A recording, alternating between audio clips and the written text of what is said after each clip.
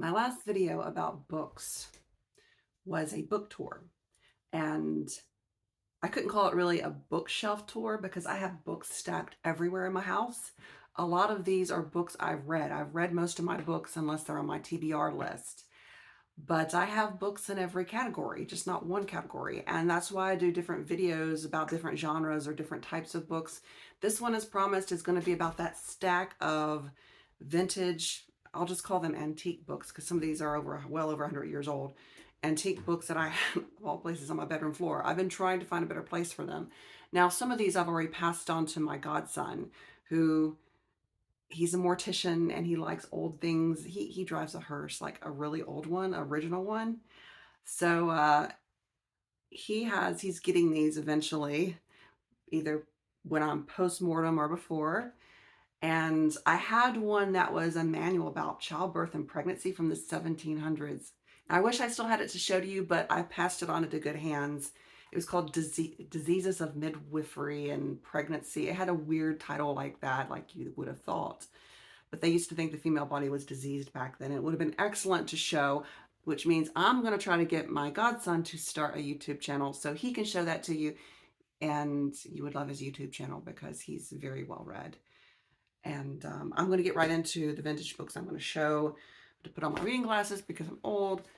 Okay, this one I found in grad school. Now, this is not that old. This was given as a gift or from the 1950s. And it has May 1954 written in it.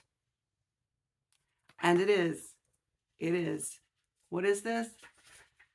This is from Every Man's Library, number 949, fiction. Virginia Woolf, To the Lighthouse. This is exactly what this is. And this is just a really cute, sweet addition.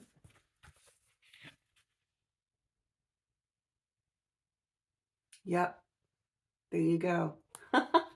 This is the only vintage, antique, whatever. It's from 1954. That'll soon be like a century old. Not soon, but soon enough. I feel it. This book is something I've just lucked up on. It was in one of those little old bookstores in Chattanooga that they used to have before Chattanooga was totally and completely gentrified. I found this in the mid 2000s, and I was in graduate school, and I was visiting my alma mater, UTC, at the time. So I went back to Chattanooga to visit old friends and happened to find this, Virginia Woolf, To the Lighthouse. And it was beautiful. You can see the print. I'll just show you the print. It was a beautiful town. Chattanooga was a beautiful town. Sorry, I keep interrupting myself. Chattanooga was a beautiful town back in the day before it was gentrified. And I was there during the sweet spot when they were bringing it back. They were really cleaning up a lot of, Chattanooga was very polluted at one time. It became an environmental city, and the Utne Reader did a big expose on how they cleaned it up and all this stuff and how great it was. And then suddenly everyone wanted to come to Chattanooga, and all these rich people bought up everything. And now people who are from Chattanooga are from Tennessee. I grew up in East Tennessee. We can't afford to live there anymore because gentrification, and that's a whole other rant I'm not going to go into. But it's a shame. If you know Chattanooga and you knew it in the 90s and you know it now, you know exactly what I'm talking about. Now, this was found when that same bookstore, I think it was called All Books. It was this weird older lady owned it, and she was kind of, one of those type of older people back then. She was very, we'll just say, conservative. But the weird thing is she had this bookstore where she carried all these antique books, and she would never remember you. And I tested this with my girlfriends. She would totally judge people by what they walked in wearing and how they acted. I mean, people who don't remember you, but every time you walk in, if you wear something different, anyway, that's the way Chattanooga was. It had a lot of mixed characters. It had some very open-minded people, and then it had some people from the local religion, which is Pentecostal around there, did different variations of Pentecostal. But it was hilarious because you could find things like this in Chattanooga. This is Lady of the Lake, and this edition is from, it has in here, 1898. And I found this around the year of 1998. I think that may be the year I actually bought this. And here's the inscription. And I think this book cost me $5 or $10. The one that I told you about that I gave to my godson was 30 something bucks. And it's from the 1700s. And this I've had to keep this book in this condition. It was pretty beaten up when I bought it. And some of the pages are coming out, so I'm being very gentle. It has some original plates in here. Lady of the Lake. Did I say Sir Walter Scott? I think I got that wrong. I apologize. It was Lochinvar who wrote, or he wrote Lochinvar. I get him and Tennyson mixed up. But I've read a lot of the romantics, but I didn't. That wasn't my period in grad school. So, but I'll just try to show you. See if I can find some. This is like so falling apart. I've probably got to put this in a safe bag or something. Yeah, this is. But again, this is from 1898. I was in college. I was at UTC in 1998, one of the best years of my life. And that's when I bought this book. And it always had a special meaning because I love the romantic poets. Again, in undergrad, I was not an English major. I was actually public administration under poli-sci because I was doing something practical.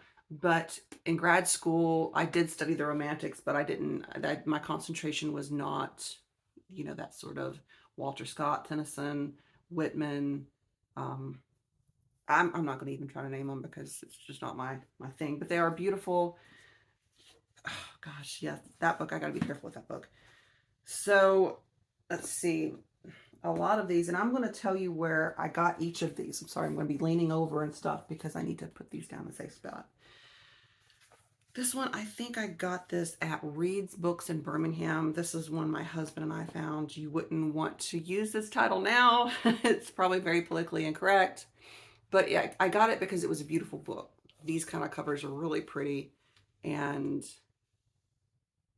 I'll show you. It's basically a reverend written by Great White Savior, kind of Great White Savior-esque type look at different people, people who are different from them. But yeah, this is quite interesting. And again, this little book, look, this is falling apart too.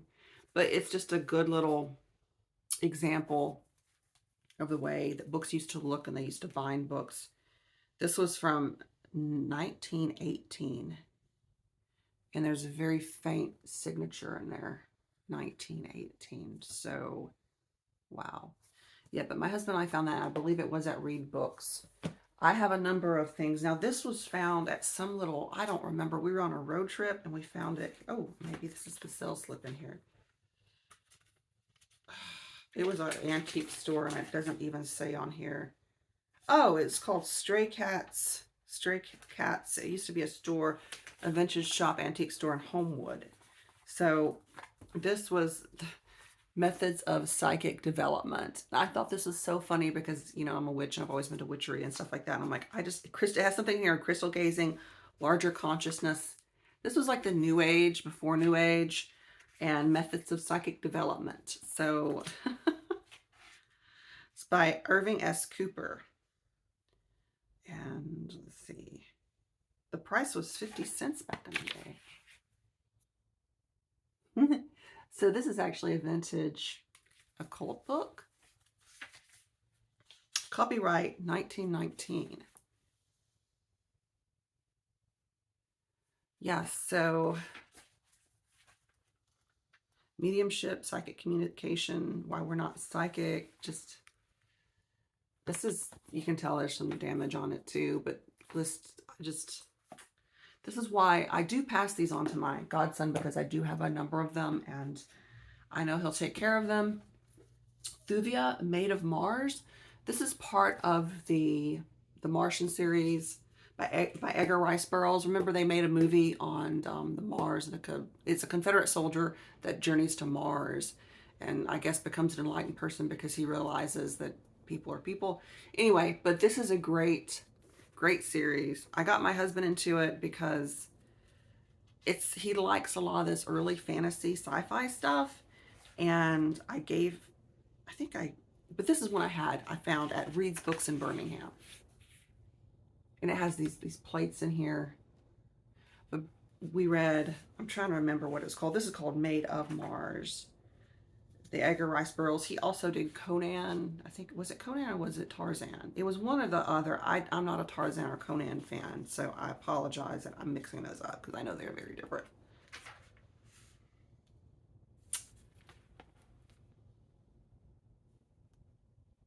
But this is a really, really, really, really good, interesting old series. Oh, here we go. The Martian books. Oh, he did Tarzan. Okay, so at the back, they had ads like we do now in books. This is interesting. It's talking about his Tarzan series in this ad, and I'll just go to the beginning of this so you can see it.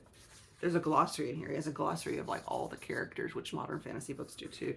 And then there's an ad for the Tarzan books, or I guess a notation or whatever. I don't know if they would have considered that an ad. And the Martian books by Edgar Rice Burroughs. And I love these old books. A Princess of Mars. That was the first one. I couldn't think of it. A Princess of Mars. They did a movie on it back in the early 2010s. Was it? I think it came out in 2013, 2012. But A Princess of Mars, and I saw it in the theater with my husband because The Gods of Mars, The Warlord of Mars. I think we read the first 3 books, and we have them somewhere if we didn't pass them on. But yeah, I got my husband reading this old sci-fi stuff because he's a big sci-fi fan. This is something that Edgar Rice Burroughs, I ran into this series earlier, even before graduate school, just looking up old sci-fi, and I found one of these at Reed's Books, and I was excited because I didn't have a vintage copy, and now I'm like, gosh, I have so many books, but I won't be collecting anymore necessarily unless I just happen upon them because I'm getting old and we may be moving. So, and we've already moved once, and I take such care of moving books.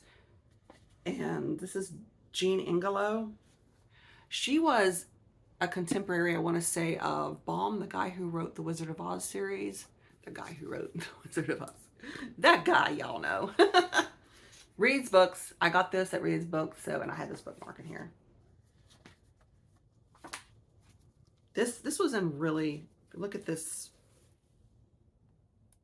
The paper there was so pretty. This is when, right after grad school, I paid $10 for it. I think this book was published or was given in December 1889. It's definitely over 100 years old.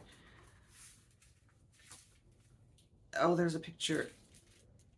Is that Queen Victoria? Maybe the author. These women looked like back then. The poetical works. But she did her own sort of fantasy world. You like Frank L. Baum. I hope I'm pronouncing his last name right. And she was pretty well known back then, but she's not really remembered now. And that we've lost a lot of female writers like that. There's one that I got my husband a reprint of a vintage book called Lud in the Mist. Lud in the Mist is written by, and I'm trying to look, who was it written by? I can't see her name, but she was forgotten too. Hope Merlis. So she's another forgotten author, but a lot of these women were just kind of lost to the sands of time.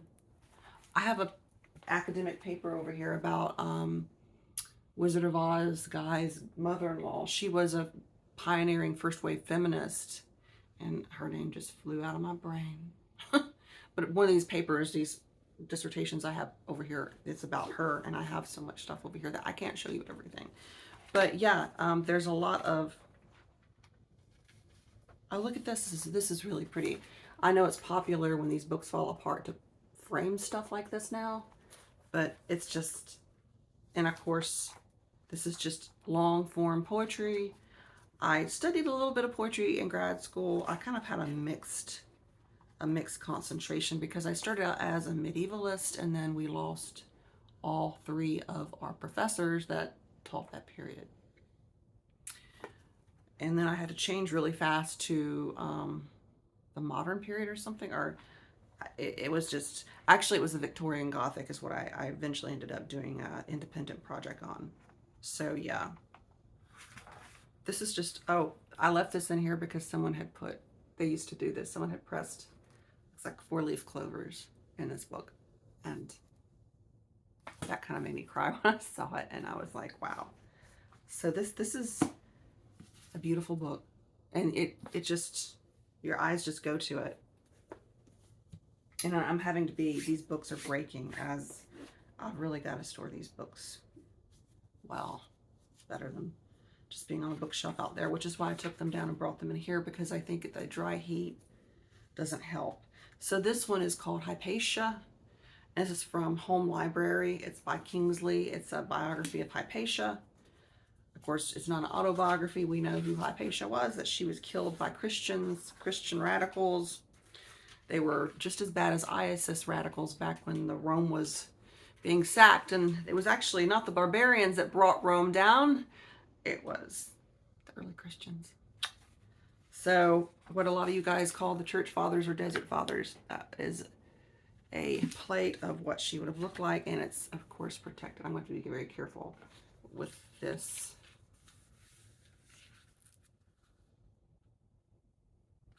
Hypatia, or New Foes with an Old Face, by Charles Kingsley, and it's dedicated to his mother and father. And I've read a couple different takes on her life.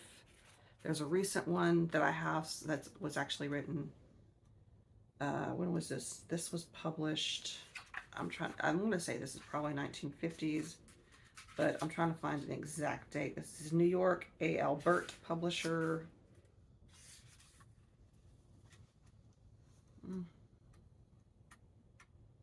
So I can't find an exact date on this. But if I had to guess, I would say 1950s, just by the binding. If any of you have any more of these, the Home Library, let me know, by A. Albert from New York. So that's another one I had to show you. This one is just, this, I'm going to say this is vintage, not antique. I like the other books that I just showed you. This is, I got this from my husband. This is actually supernatural reader because he loves the paranormal stuff. He loves the folk horror. He loves sci-fi. And this is just a little, and again, this is probably mid-century. For me, or my generation, that would be more vintage, because this is something my parents and my grandparents would have had. So, and right now, the angel with the purple hair. I mean, there's so many interesting stories in here. So if you guys are looking to collect antique books now, these would be considered antique. Just start going to used bookstores and look for these old like series, these readers, The Lost Room, that people used to keep on their shelves. Even as late as like the 70s. I remember my mama got a bunch of these books in the 70s, and some I have, but when my parents pass on, I'm not going to let those books be donated. I'm going to, keep them, even though every boomer from the 70s had a chance to get these books. They were home library books, and my parents' encyclopedia. One day, I know that you can find encyclopedias everywhere, but one day people want these. I was right. It's copyright 1953. And so I got to make room for all the books I'm going to be getting from my parents, which will eventually end up with my godson, because no one in my family gives a shit outside of me. But then I'm first generation college on my mother's side, so there's not really anyone that would care. Okay, this was taken from, they had library sales at universities, and they would sell books from the library. This is basically a book of poetry from that I bought.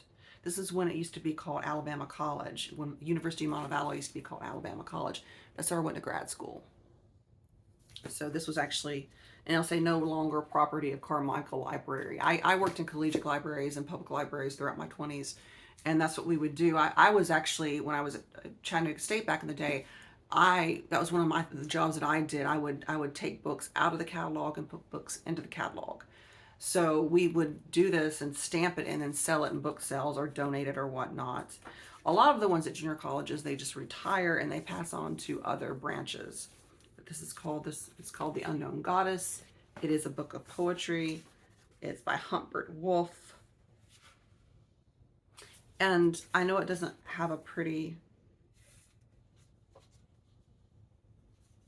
cover like a lot of the ones, but the theme is really interesting. And I was working with the archetype of Morgan Le Fay in the late Middle Ages, like, you know, Le Morte d'Arthur. And I still found this for sale, and I thought, huh, you know, that's interesting that this whole theme of early of goddesses interpreted from very early in the dawns of humanity to Middle Ages, what how they trickled down into these archetypes after Christianity burnt through Europe. And then we have it today that it shows up retrospectively in the Romantic period, where people, men mostly, are writing about goddesses. So that's interesting. I could say more about that, but I'm not lecturing, so I ain't going to. So let's just put these down. I gotta bend over again and grab another stack of books. Oh, gosh, okay, I have a lot of books. Now this one I just recently found at, I'm trying to remember the name of this bookstore. This is out in little college town, Jacksonville. It's about 45 minutes from where I live, and I still left it in its paper. So see, I'll still buy some damn books that are old, that don't need to be buying, but I only got, this is just $6. But this is Emily Bronte. It's a pocketbook edition. One of the probably, pardon me, when pocketbooks first came out, you know, the pocketbook, it was, I think, taken over by one of the Tor books or something. But this is, it's from 1942. It's from 1942, and it's something like, he has on the back here, and he's an old retired professor who owns this bookstore in Jacksonville. It's the 19th printing or something. I don't know what that means. If that means paperback printing. But yeah, and I'll just leave it in here because I should probably put all these books in something like that. But this was actually complete and unabridged, because they used to abridge books. But it was Wuthering Heights, and you can tell that that is a cover from the 1940s. You can tell paperbacks, not just from the condition, but the different type of artwork, the style of the art on the cover, which decade they belong to. And I saw that. My husband got a couple of more vintage sci-fi, which I did a vlog on just vintage sci-fi, but he got some more vintage sci-fi, and I said, well, get this one since you're getting all that. So we picked that up because I actually worked in the Victorian Gothic. That was eventually what I did an independent study on for undergrad. Now this is an old one, Tanglewood Tales. I also got this at that same All Books in Chattanooga back in the year, I think it was 1998. And this is Hawthorne's Tanglewood Tales. And I love this one. I've actually read this one. So these I have to be very careful with reading. But this is one I just like to hold. Of course, he's one of the world-renowned American writers. Everyone knows Hawthorne, right? And everyone knows his family history. I've actually visited his house, his family house in Salem, Massachusetts. And that was just one place I was just really wanted to go when I went to Salem. I like Salem. I could live in Salem. But it's so, the whole Boston area is so big and spread out, that would like give me a panic attack driving.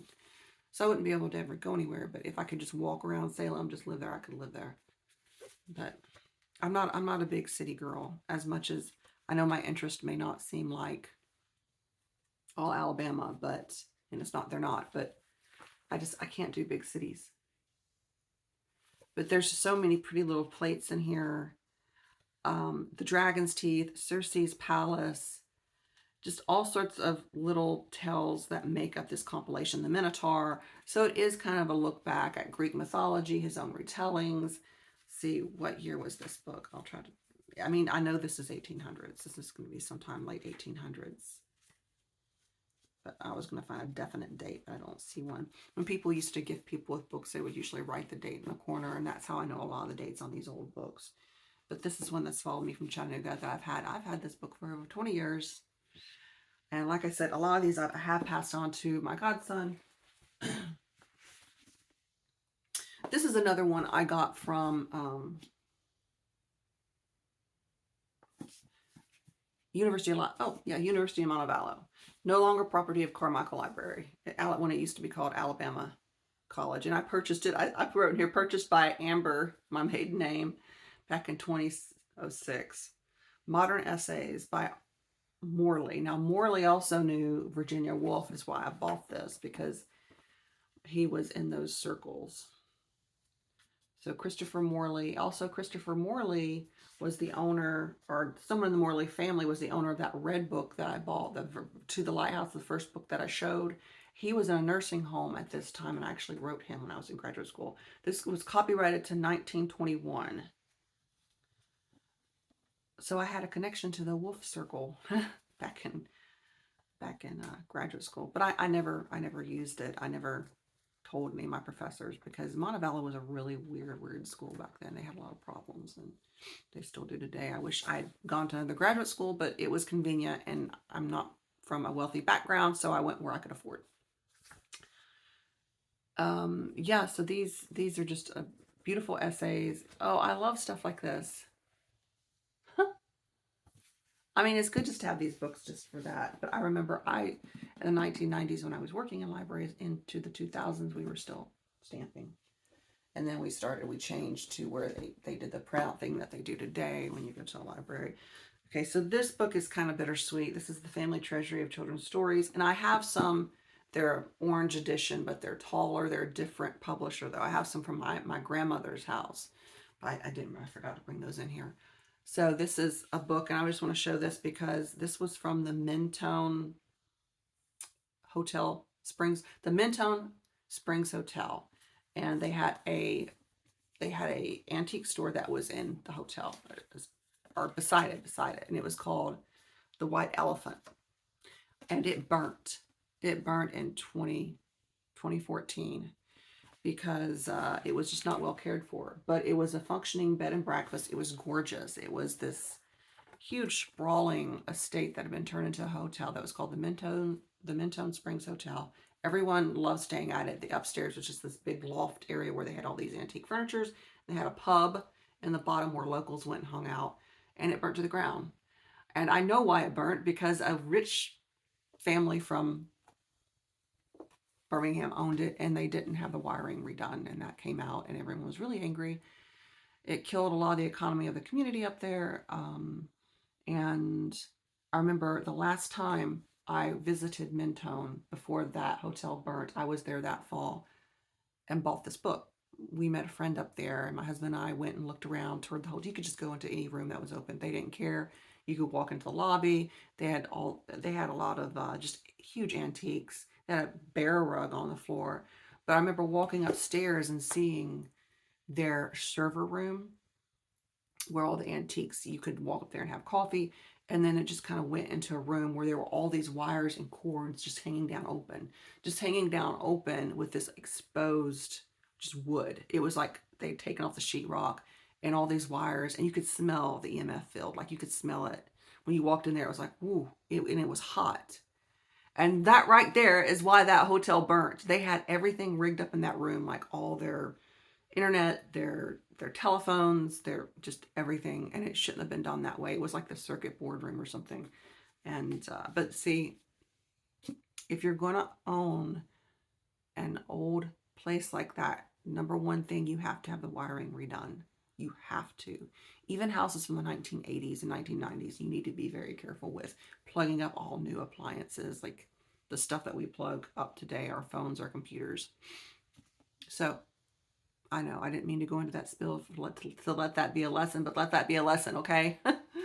So this means a lot because that place is no more, and you know I it's just really sad because we always love that place.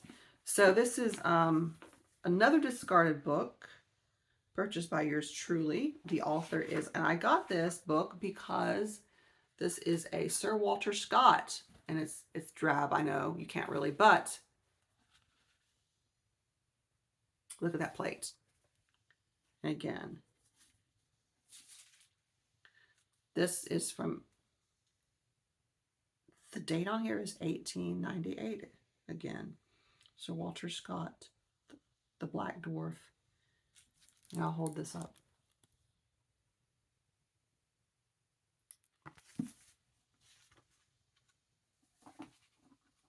I should have made this a part 2 because this is going to be a minute, but I'm going to rush through here. Don't worry.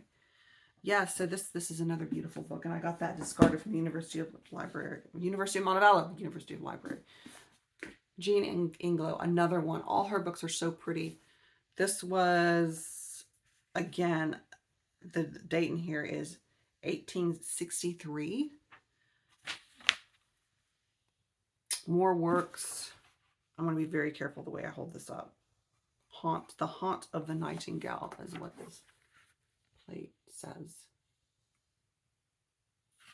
And I'm sorry, I'm trying not to digress and tell you stories about hotels that have burnt. It was a glorious place. Or the libraries I used to work out, but this is like bringing back serious memories. Look at this is the gold on here. This is really cool. I should probably aim the camera down. This stand is wonky though. It wants to fall over if I touch it. I'm trying to find another plate, but yeah, I discussed her earlier.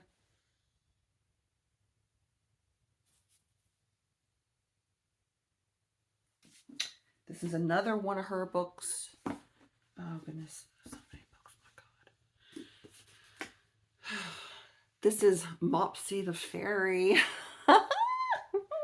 I know that was weird, but sorry. I like the whole, like the whimsy of this. Yes, I have Mopsy the Fairy. Mopsy is a sweet book, and you can tell this book is like in pieces. The most intact part is actually the cover that I showed you. I'm trying to remember to do this. But yeah, see, things are already coming out. This I found at Reed's Books in Birmingham. You can still go to Reed's Books. He's still open. It's probably the best bookstore if you're looking for stuff like this. I can tell you to go to. And then there is the Jacksonville bookstore that I can't remember the name of. We've been there, but he doesn't have a lot of stuff because it is in Jacksonville, Alabama, and it is literally like an alleyway's worth of books. So you walk in there, it's one of those small stores. It's shop that's cramped between. I cannot get this open. Okay, so this is the. Okay, there we go. And you can tell this is 1895. It does say with, oh my gosh, it does say with illustrations. Okay, so I have to be very careful.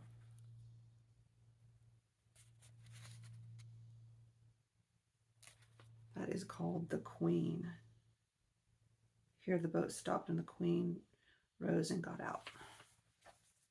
I'll try to show you another one. Gosh, there are so many pretty, and sometimes at places like Reed's Books, and I have some of these, I have them put up. A lot of these things that fall out of books, like these plates will fall out. He'll actually sell them as like prints you can hang or frame or whatever you want to do with them.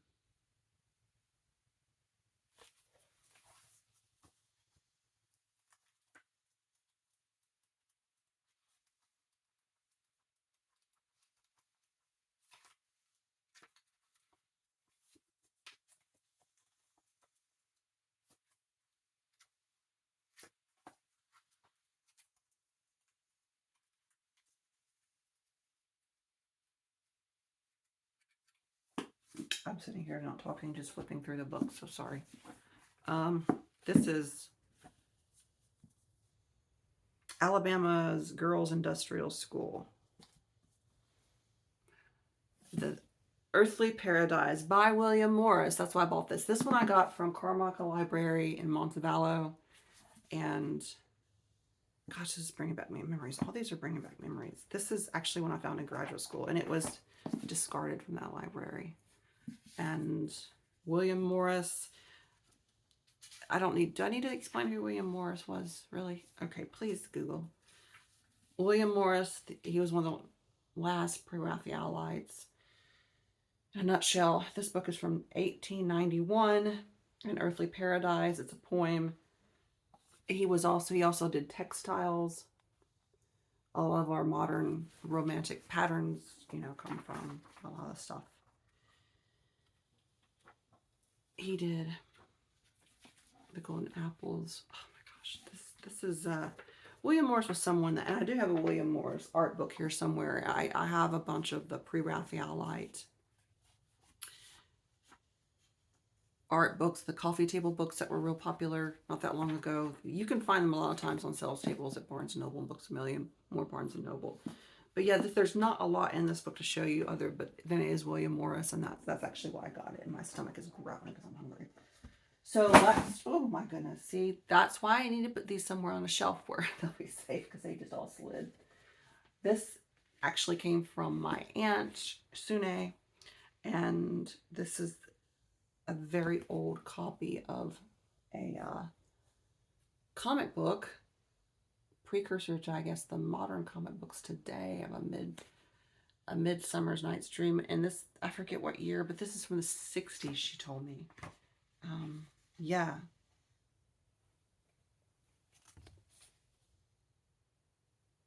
She had held on, she kind of did what I did with my godson. She held on to this for years and then sent it to me.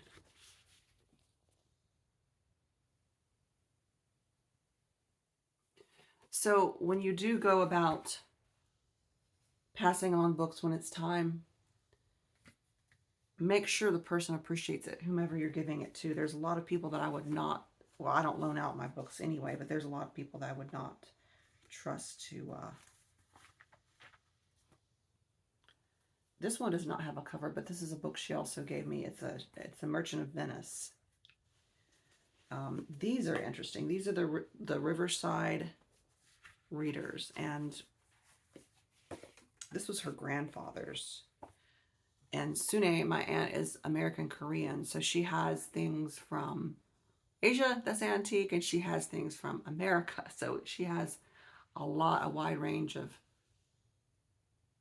different antiques and interesting baubles. This is a Riverside Literature series from 1897, The Raven, The Fall of the House of Usher, and Other Poems and Tales by Edgar Allan Poe.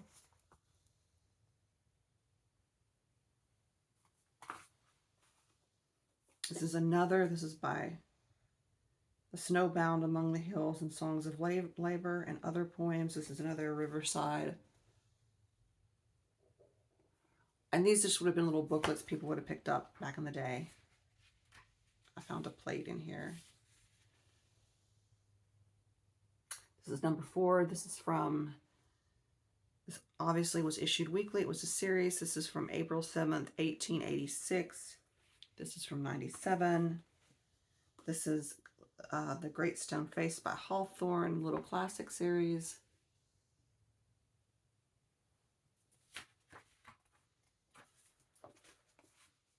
These would have been what you would have bought in little drugstores, general stores. Back then they were general stores. This is Nature and Compensation by Ralph Waldo Emerson. Huh? It was originally 15 cents.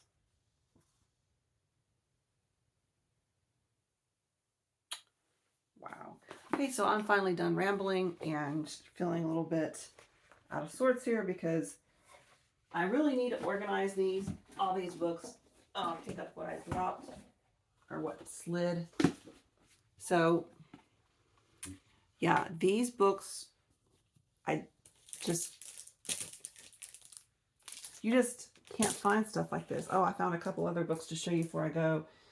So right here, these are more vintage, not really antique. This is original movie cover of Practical Magic. I ordered this on Abe's Books. I had this and loaned it out. This is why you don't loan out books. You don't get them back. Do not loan out your books if you want to keep them. If you loan out a book, expect not to ever see it again. So, of course, there's Sandra Bullock and Nicole Kidman. And I mentioned this in the last video. I did the hashtag video about occult tea, where everyone is so concerned about what's happening on the, grifters and stuff. Well, yeah. But this is one of the first movies that really, I think, portrayed witchcraft in a very good and fair light.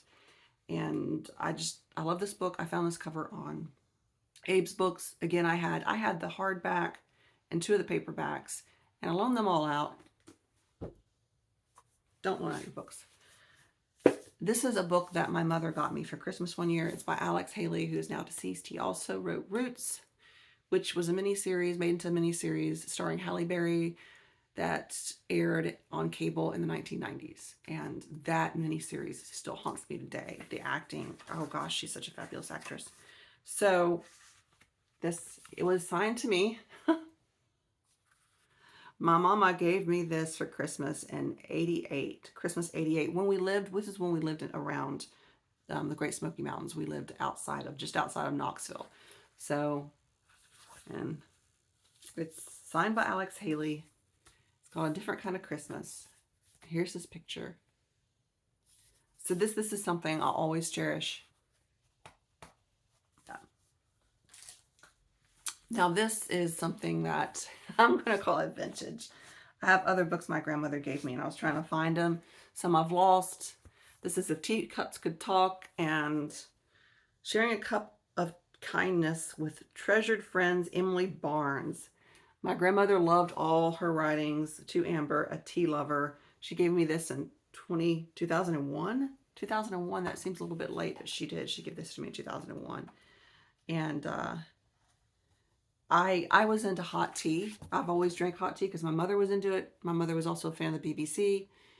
I know it's not necessarily a Southern thing, but that's how I grew up. And I got my grandmother into hot tea. She was always a sweet tea drinker, but I got her into hot tea. And to this day, I still drink hot tea before I go to bed. Herbal infusion, not black tea, of course. So this is just a sweet book. This is, I think, was originally published. I think Emily Barnes started to publish in the 90s. This is copyright 1994. So, yeah, now I guess that's considered vintage. Not antique, but vintage. So I just wanted to talk about all these books. And these are some of the prettier ones. I'm going to go put these somewhere where they can be safe because, oh my gosh, I didn't realize that these were continuing to deteriorate. So, and this has gone on 40 minutes. I apologize for the length. I hope you've enjoyed it and my haphazard rambling about books and where I found books and places that no longer exist. Talk about liminal spaces. Or maybe just forgotten places. Whatever. Anyway, I hope you have a beautiful day. Much love to all my booktubers out there. And I hope you're finding peace in this crazy world today.